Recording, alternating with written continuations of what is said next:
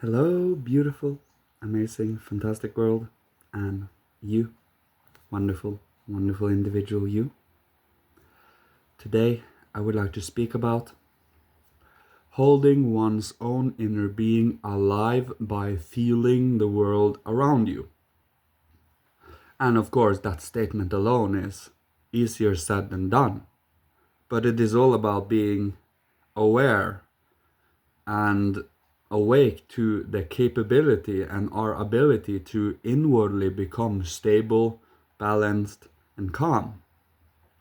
Yes, there are things in life that comes in and annoys us, and it's not always that we have the strength to not be annoyed per se, as a perfect example. But in the end, you come back to center. You come back to where you erred from.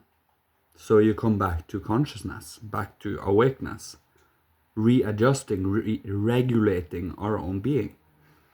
The more we are enthusiastic and taking initiative and being dynamic with life, the more life are vibrant within us.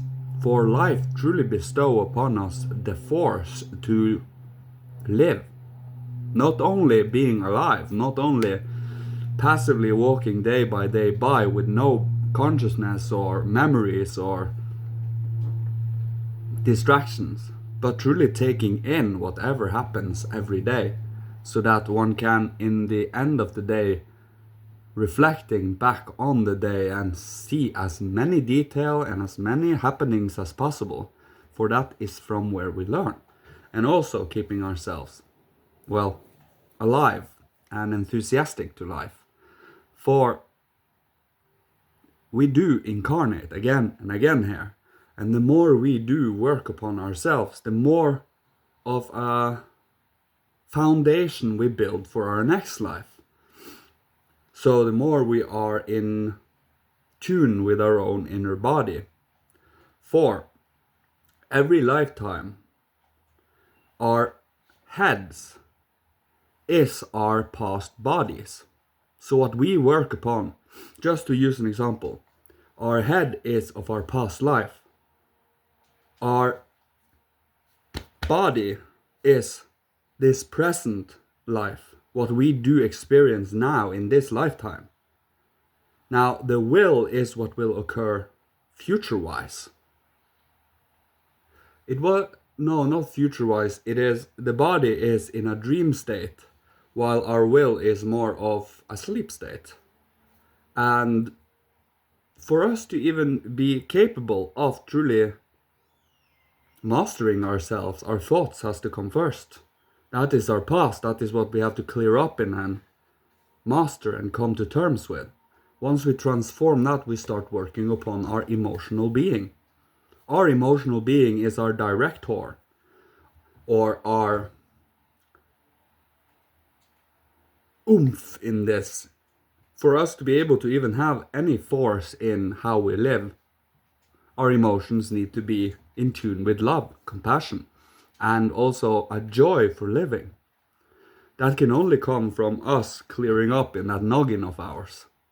For once we utilize our thoughts to, well, direct, and our emotions follow when we are focused on these directions, hence our will follows thereafter. But we never work directly upon our will. It is the innermost sacred being of man. And I can tell you immediately, you do not know where that will is going to go, and hence we are working indirectly on it. That is the important thing. We are not developed enough for us alone to direct our will directly. You see where I'm coming from here. It is about first building the foundations for our will to be directed indirectly. Because the will is Father. It is important to keep it sacred. For that is where we, on ourselves, are our most inner being. We do not touch upon another human being's will unless we want to feel the consequences of it. It's always important to be gentle and kind, nurturing to these things. If we are not in position to do this at the moment. It's about being able to, over time, over a period of time, coming to understand ourselves. If we think we can understand ourselves from after a day, after a month, no, this requires years. Years of observations, years of introducing different aspects of life so that we can come to terms with and also master these different aspects of life. And also not believing that we are coming from economics alone, for example, materialism alone, for it is pointless, utterly pointless, and we have more or less used up all that we can be given from materialism. Now it is for us to blow life, to blow love, to blow creativity into that skeleton. We are not in disagreement of materialism here, but it is like having 5 different layers and we only see one of those layers. Where the materialism is guided, shaped, formed, moving, there are forces behind these things. Nothing is random. Nothing. If you believe so, you are living on a whim. Living on a whim is not that bad in the end if you truly are, inclined to such exciting. Sometimes I do that myself. But oftentimes it's about staying steady, consistent and strong towards a guided path. We always move forward. And yes, this forward moving might be a little upward, a little downward, sideways, here, there. But that is because life has different aspects to show itself to us. It wishes to show all of itself to us. So we also can be filled and find out things about ourselves. Things we didn't otherwise know, but comes up to consciousness because we experience something we never have experienced before. If we are living in a box of only the things we know, it kind of becomes stale over time. It's like, inbreeding, kind of. Inbred knowledge. It is impotent, it is stale, it is half decaying. That is when we need creative and loving life to it. So, where the materialism is kind of scaffolding / skeleton, the spiritual science is the soul and spirit of the materialism. It becomes alive, it becomes awake, it becomes whole. And that is what we strive towards, to truly get to know it. The spirits of form, movement and wisdom, the spirits of fire, spirits of air, spirits of water, spirits of earth like we are, spirits of freedom and love, future spirits of freedom and love. We do not take anything as pre-established truth yet. It has to be unfolded.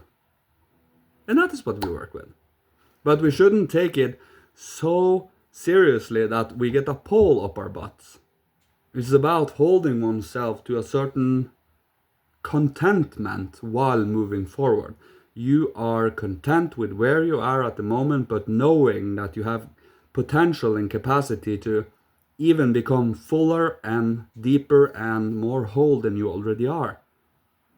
It's like everything is perfect right now, but things can become even more perfect if we are to use. For perfection is not a static image. It's an ever-unfolding reality. So for us to truly come to that understanding is a responsibility for every and any one of us. But as I said, don't take my word for it. Find out for yourself. It's all about being curious about it. To not having given in and giving up to certain truths, which is far more half-truths than anything because they're leaving out a lot of stuff. But to come to a true understanding of the whole of reality. Being capable of starting to perceive things otherwise indivisible to human beings. That is where our creativity comes in. For once creativity has been sufficiently developed, inspiration, that means inspired emotions and creative endeavors coming from the higher worlds, inspiring our creativity, our imagination. Imagination is our higher thoughts.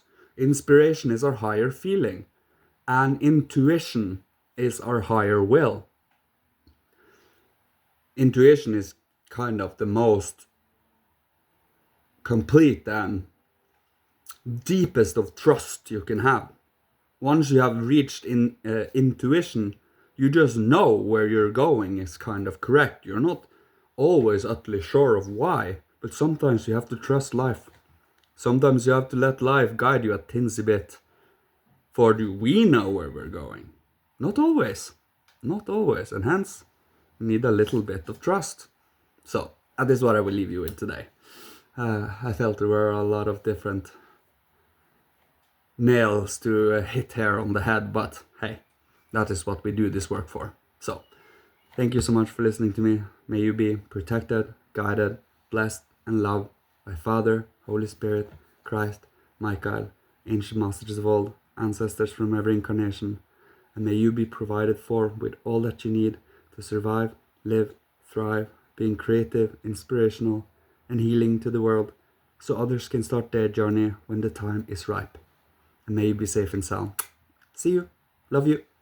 Goodbye.